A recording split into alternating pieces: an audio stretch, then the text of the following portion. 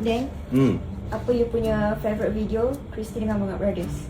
Favorite video edisi 909 Sister Bob. Dekat intro sebenarnya kalau boleh, kalau tengok masa kita angkat anggota polis tu, benda tu tak skrip, tak ada plan. So kita angkat dan kita orang lepas, sebenarnya kuat gila sakit. Masa tu sebenarnya kepala aku dah pusing ke belakang sebab aku tak tahan gelap. Pasal favorite yang tu lah. Paling favourite adalah Mula, tapi episod overseas. Bukanlah favourite sangat pun, aku akan ingat sampai bila-bila lah.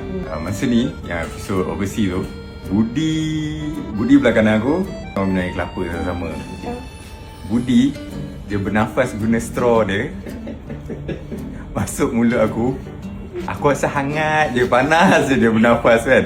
Tapi bila tanya, dia tak mengaku. Tapi aku akan ingat sampai bila-bila lah. Satu favourite video macam ni konten dengan Abang Fahri Ahmad, tapi saya pilih yang ni lah, yang tak boleh lupakan lah. Masa tu cicak tu saya sumbat dalam lubang hidung saya. So cicak pun bernafas, saya pun bernafas.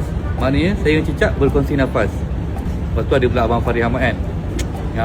Favourite video aku yang pergi haji tu, yang guna credit card. Sebabnya kalau ikut logik, pergi haji kita kena pergi KLIA, tapi kita orang shoot dekat airport Subang. So masa tu semua orang tengok kita orang kan kat situ, macam pelik, semua berjubah. Dan kita pun agak segan-segan lah, agak sebenarnya kat situ. Paling saya suka lah.